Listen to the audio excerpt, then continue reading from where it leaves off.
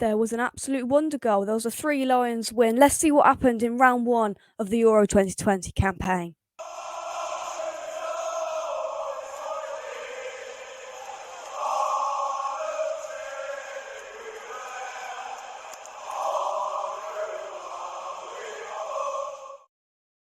Yes, guys, welcome back to West Ham Unofficial. I hope you are all well. Thank you for clicking on this video. And today, I am going to be doing a Euro 2020 round 1 review, roundup, whatever you want to call it.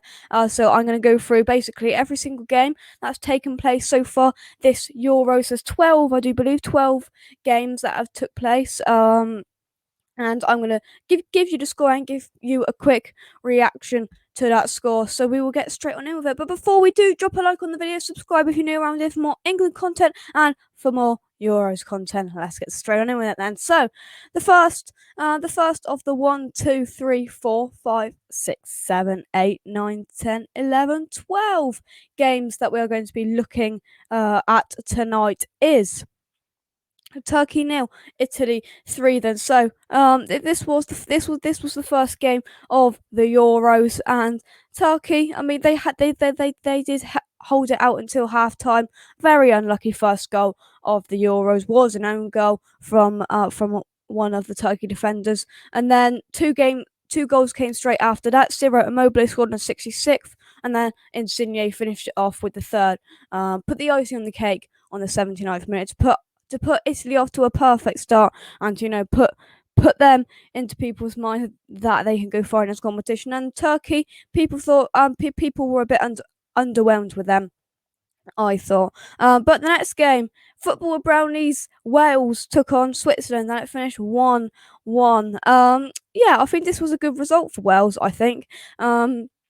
So the first goal came from Mbolo, fantastic player for Switzerland, in the 49th minute. Kiefer Moore with a fantastic header, even with the headband on, with a fantastic header for on the 74th minute to equalise, and that's what it finished at. I really do expect Premier League clubs to go after Kiefer Moore. I hope we go after Kiefer Moore because he's a fantastic player and could help Wales get out of the group. And I mean, he's probably one of their only goal threats in my opinion, but.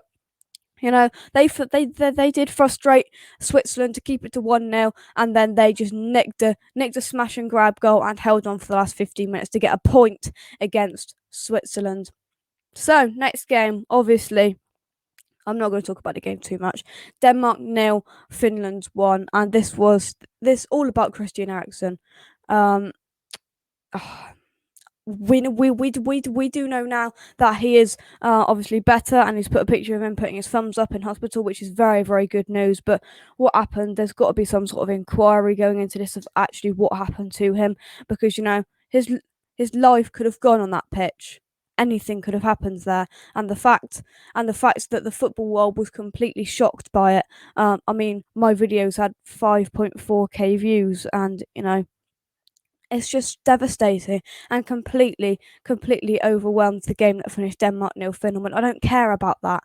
I don't care. All we care about is Christian Eriksen getting well, and it looks like he is getting well now. And hopefully, I don't think he'll find his way back onto a professional football pitch ever again. I hope he does, but it's going to be a difficult task for him. So Eriksen, thank you very much. So let's go into the next game then. Belgium 3, Russia 0, I do believe this game was. There we go. So a brace from Romelu Lukaku and a goal from Thomas Meunier, who I believe is their central defender. Must have been from a header. Scored to put the icing on the cake again inside the first half to really put this game to bed. When they went in at halftime, 3-0 was always going to be a tough task from Russia, and there was no response in the second half from the Russians. But yeah, Romelu Lukaku, I mean, decent. Oh yeah, I'm decent. Sorry, Romelu Lukaku scored. I thought that said the 28th minute. It's at the 88th minute. I need to get my eyes tested.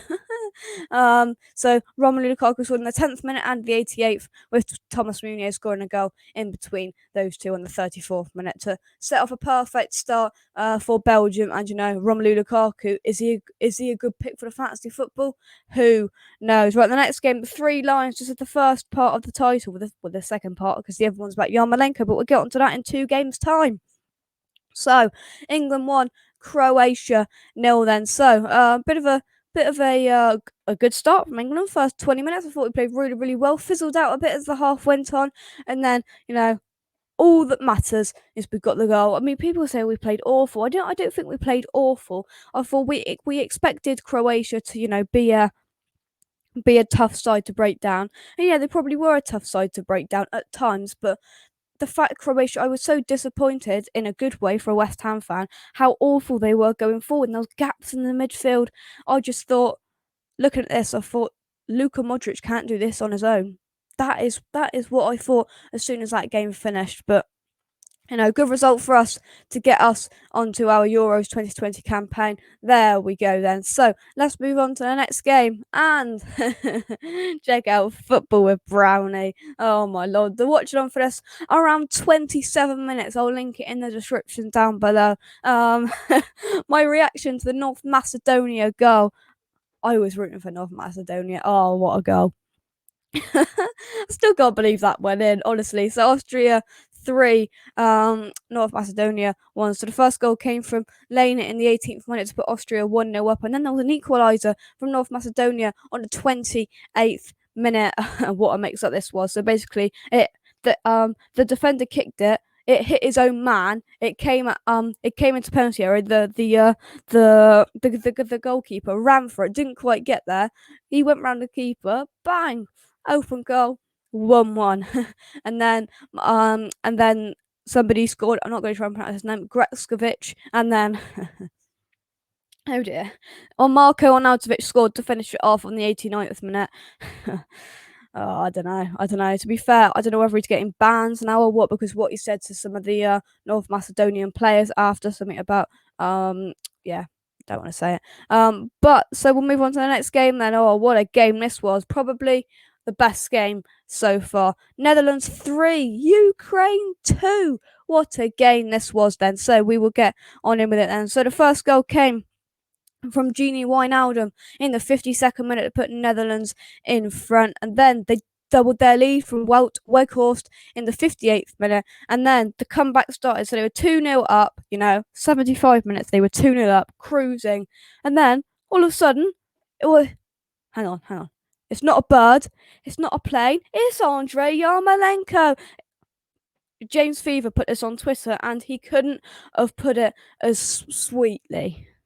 He's a machine for Ukraine. He's a washing machine for West Ham. Oh dear, what a goal. Cold from outside the box into the far top corner. Flipping it. Come on, do that for West Ham. Do that for West Ham. But, he still needs to go. He still needs to be sold, in my opinion.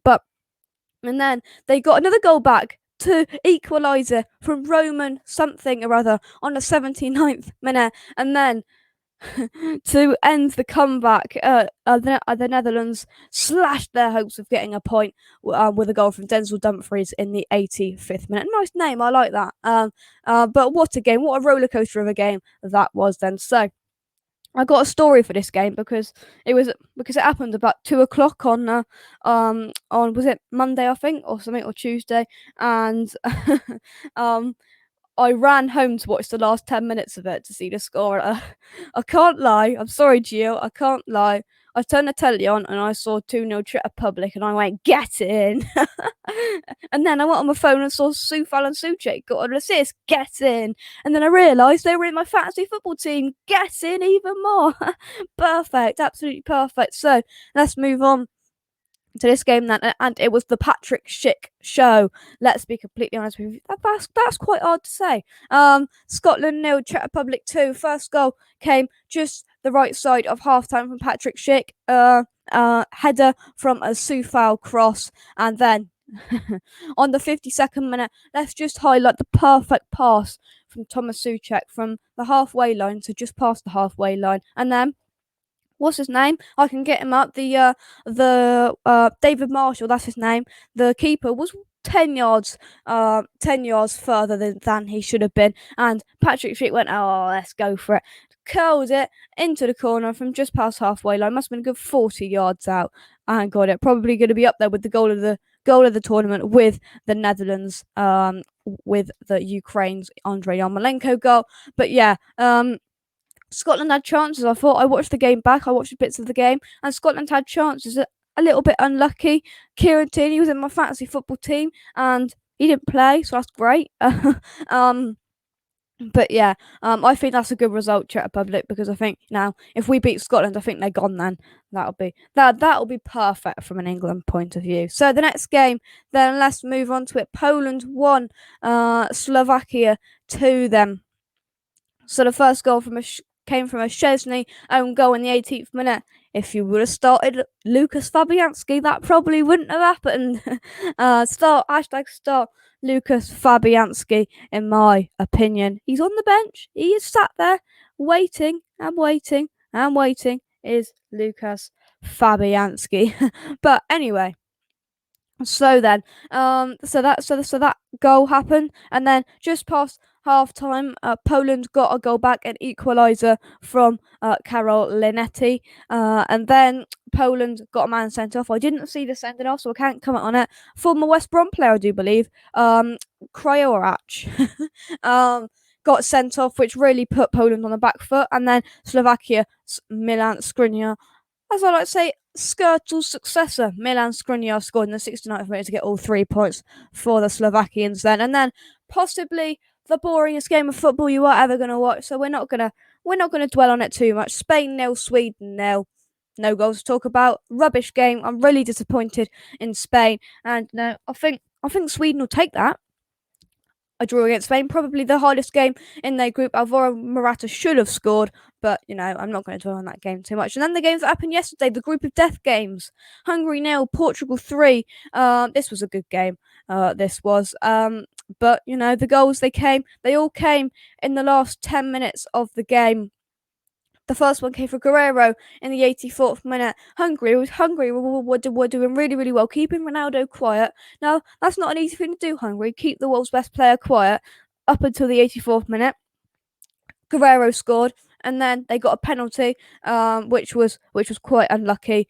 But to be fair, it was a penalty. Ronaldo took it, bang, straight into the corner, and then Ronaldo scored a fantastic solo goal in the 92nd minute to score again to make it 3-0, which flatters them slightly considering it was 0-0 on the 83rd minute. But that's football for you. It is a tough game. And then the last game, I watched bits of this before I went to bed. It was France 1, Germany 0.